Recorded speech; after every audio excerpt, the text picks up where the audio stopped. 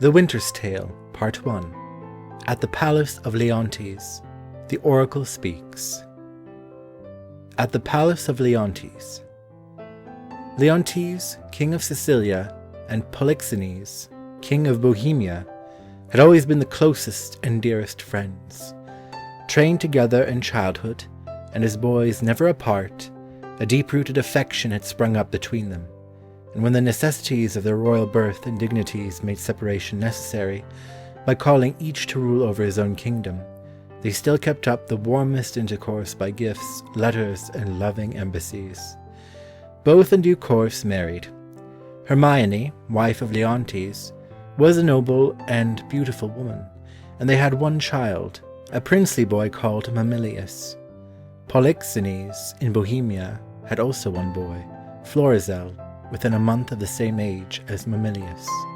When the children were 5 years old, Polixenes came to pay a visit to Leontes, and for many months he remained at Sicilia, renewing the happy days of boyhood with his old friend, and made cordially welcome by Hermione for the sake of her husband.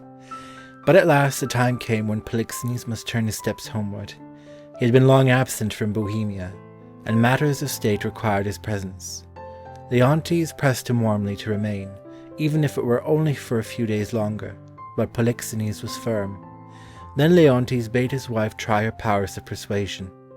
Glad to please her husband, and liking their visitor for his own sake, Hermione merely announced that she absolutely refused to let Polixenes go. It was useless for him to pretend excuses. Bohemia was getting on very well without him. Polixenes must learn, she said, that a lady's verily was just as potent as a lord's, and she had said verily he must stay, either as her prisoner or her guest. He could take his choice, whichever he preferred, but one of them he certainly should be. Polixenes could not be so churlish as to resist such a sweet pleader, and accordingly he said he would stay for another week. But no sooner was this point settled than a strange fit of jealous rage took possession of Leontes. To his unhappy temper it seemed that Hermione was showing far too much affection to this friend of his, and he was enraged that Polixenes had consented to do for her what he had refused to do for himself. With growing wrath he watched their light-hearted cordiality, for Hermione was gay and joyous by nature, and her innocent playfulness was always ready to sparkle forth in merry words. Instead of trying to banish his sullen suspicions, Leontes chose to keep brooding over them, and presently they overmastered his reason to such an extent that he confided them to one of his lords, called Camillo, and ordered him to find means of poisoning Polixenes. In vain did the honest old courtier try to argue with Leontes, begging him to put aside such delusions, for they were most dangerous, and protesting there was no truth whatever in them. Leontes refused to listen to reason, and Camillo thought the best plan was to appear to yield. He therefore said he would undertake to get rid of Polixenes, provided that after he was gone, Leontes would promise to treat his queen exactly the same as formerly. This, Leontes replied, it was his intention to do. Camillo, however, instead of poisoning Polixenes, warned him of the danger he was in, and the king of Bohemia, already put on his guard by the frowning looks which met him in all directions, determined to leave at once. Knowing that it would be impossible to continue in the service of Leontes when the latter discovered what he had done, Camillo accepted an offer from Polixenes to join his followers, and the two left Sicilia that very night. Leontes, hearing of their hasty departure, was more convinced than ever in his suspicions, and in spite of the indignant remonstrances of all his lords, his next step was to order the imprisonment of his noble queen. Not long after she was shut up in prison, Hermione had a little baby girl, but in his fury against his wife, Leontes refused to see his little daughter, or to treat her in any way as a child of his own. All the court ladies were devoted to their beloved queen, and not one of them but believed in her innocence, and was indignant to the cruel way in which she was treated. But not contented with simply pitying her, one of them, Paulina, wife of the Lord Antigonus, determined to make an effort to get justice done. She thought that perhaps at the sight of the innocent little child, the king's stubborn heart might relent. Paulina was a woman of firm and dauntless character. She went to the prison, calmly carried off the infant in the face of some feeble objections from the jailer. Then, proceeding to the palace, she insisted on making her way into the presence of the king. Leontes ordered her to be removed, but the spirited lady drew herself up with such an air of defiance that for a moment no man dared lay hands on her. "Of my own accord I will go, but first I'll do my errand," she said haughtily. Then, kneeling before the king, she placed the child at his feet. "The good queen, for she is good, hath brought you forth a daughter," she said. "Here it is. She commends it to your blessing." But her appeal was useless. With uncontrolled fury, Leontes bade her begone, and to take the child with her. Paulina cared nothing for his wild torrent of abuse, but unflinchingly expressed her opinion that he was acting in a most senseless manner, and said that his cruel usage of the queen would make him scandalous to the world. The outspoken lady was at last hustled away, but she left the child behind her, bidding the king look to it. Paulina's husband, Antigonus, had taken up the infant in pity, and now Leontes turned on him with fury, accusing him of having set on his wife, and ordering him to take away the child and kill it. Antigonus respectfully denied that he had set on his wife, and the other lords confirmed what he said, and further besought on their knees that Leontes would relent from his horrible purpose. Softening a little, Leontes grudgingly consented that the child might live, but he forthwith commanded Antigonus, on his allegiance, to carry it away to some remote and desert place quite out of his dominions, and there leave it, without more mercy, to its own protection and the favour of the climate. Chance might nurse it, or end it. Antigonus, though sore at heart, did as he had sworn to the king he would do, and carried away the child. That night, as he was in the ship that conveyed them away from the domain of Sicilia, there came to him a dream. The spirit of Hermione stood before him, clad in pure white robes, her eyes flashing fire. When their fury was spent, she spoke thus: "Good Antigonus, since fate, against thy better disposition, had made thy person for the thrower out of my poor babe, according to thine oath, there are places remote enough in Bohemia. There weep, and leave it crying. And because the babe is counted lost forever, prithee call it Perdita. For this ungentle business, put on thee by my lord, thou never more shalt see thy wife Paulina." And so, wailing, the vision melted into the air.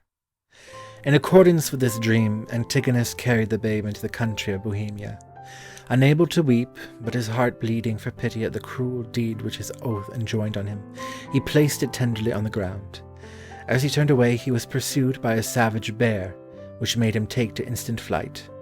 He had not, therefore, the happiness of knowing that the little child found a speedy preserver, for within a few minutes an aged shepherd, in search of some strayed sheep, came that way. "Good luck, what have we here?" he cried in astonishment. "Mercy on us, a bairn, a very pretty bairn. A boy or a girl, I wonder. A pretty one, a very pretty one. I'll take it up for pity, yet I'll tarry till my son come. He hallooed but even now, 'Wo-ho-ho!'" The shepherd's son, coming up to wonder over the strange discovery, soon noticed there was a heap of gold hidden away in the costly wrappings of the little foundling, and rejoicing in their luck, the rustics carried Perdita home to their shepherd's cottage. The oracle speaks. Leontes, in order to avoid the reproach of tyranny, which he feared his people had only too much reason to fasten on him, decreed that the queen should be openly tried in a court of justice, and herself appear in person to answer the charges he had seen fit to bring against her.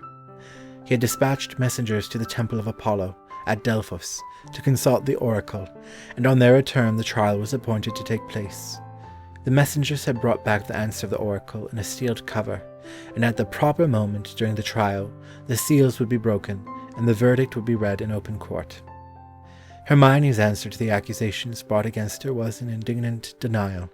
She declared that she had never had for Polixenes more affection than was right and fitting for any honourable lady to have for her guest, such an affection as Leontes himself had commanded her to bestow on the friend who had loved him from infancy. She had never conspired with Camillo against Leontes. All she knew was that Camillo was an honest man, and she was entirely ignorant why he had left the court. The only effect these words had on Leontes was to make him more violent than ever. He told his wife that as she had already been past all shame, so she was now past all truth, and he threatened her with the punishment of death. "Sir, spare your threats. said Hermione with noble dignity. "The spectre you would frighten me with I seek. To me life is no great thing to be desired, the crown and comfort of my life. Your favour is lost, for I feel it to be gone, though I know not how it went. My second joy, my firstborn child, I am debarred from his presence like one infectious. My third comfort, my dear little innocent baby, has been torn from me. I have myself been branded with disgrace on every hand, and lastly, I have been hurried here to this place, in the open court, while I am still weak and ill, and unfitted to appear. Now, my liege, tell me what blessings I have here while I am alive, that I should fear to die. Therefore proceed. But yet, hear this. Mistake me not. I do not beg for life. I prize it not a straw. But for mine honour, I will not have that condemned without any proof except what your jealous surmises awake. My lords, I refer me to the oracle. Apollo be my judge." The councillors present declared that Hermione's request was altogether just, and ordered the messengers from Delphos to be summoned. The latter then handed the officer of the court the sealed letter from the oracle, which he forthwith opened and read in the presence of all. The oracle spoke thus: "Hermione is innocent, Polixenes blameless, Camillo a true subject, Leontes a jealous tyrant. The innocent babe is his daughter, and the king shall live without an heir, if that which is lost be not found." "Now blessed be the great Apollo!" shouted all the lords. "Praised!" cried Hermione. "Hast thou read truth?" demanded Leontes. "Ay, my lord, even so as it is here set down," said the officer of the court. "There is no truth at all in the oracle," exclaimed Leontes. "The trial shall proceed. This is mere falsehood." But at that instant came a terrible shock to the headstrong king. A servant entered with the mournful tidings that the young prince, the noble boy Mamillius, was dead. The separation from his beloved mother, and dread as to her possible fate, had so wrought on the imagination of the sensitive child that he had died of grief. On hearing of this new calamity, Hermione's fortitude gave way, and she fell fainting to the ground. Leontes' stubborn spirit began to quail. He saw in this blow the wrath of heaven against his injustice. He admitted that he had too much believed his suspicions. He ordered that the queen should be carried away, and every remedy tenderly applied to restore her to life. In his new terror he hastily began to make good resolutions. He would be reconciled with Polixenes. He would woo the queen again. He would recall Camillo, whom he forthwith proclaimed a man of mercy and truth, for by his piety and humanity he had saved the life of Polixenes when Leontes would have poisoned him. But these good resolves came too late. Even as Leontes was speaking, Paulina rushed back into the court, weeping and wringing her hands. With burning words that went straight to the truth, she hurled the bitterest reproaches at the king, denouncing his tyranny and worse than childish jealousy, which had led to one evil after another. He had betrayed Polixenes, attempted to poison Camillo's honour, cast forth to the crows his baby daughter, had indirectly brought about the death of the young prince. But last, beyond all these things, worst of all, the queen was dead. "Oh, thou tyrant!" she cried, almost distracted with grief. "Do not repent these things, for they are heavier than all thy woes can stir. Therefore betake thee to nothing but despair. 1,000 knees, 10,000 years together, naked, fasting upon a barren mountain, and still winter and storm perpetual, could not move the gods to look on thee with pity." Go on," murmured the conscience-stricken Leontes. "I have deserved all tongues to talk their bitterest." Paulina, seeing that Leontes was sincere in his repentance, now softened, and in her impulsive fashion asked pardon for her rash and impetuous words. But Leontes was honest enough to own that she had spoken nothing but truth, and he would not let her retract what she had said. "Prithee, bring me to the dead bodies of my wife and son," he said. "One grave shall be for both. On it shall appear the cause of their death, for my perpetual shame. Once a day I'll visit the chapel where they lie, and tears shed there shall be my recreation." So the unhappy king strove in vain by a tardy penance to atone for the wrongs he had done.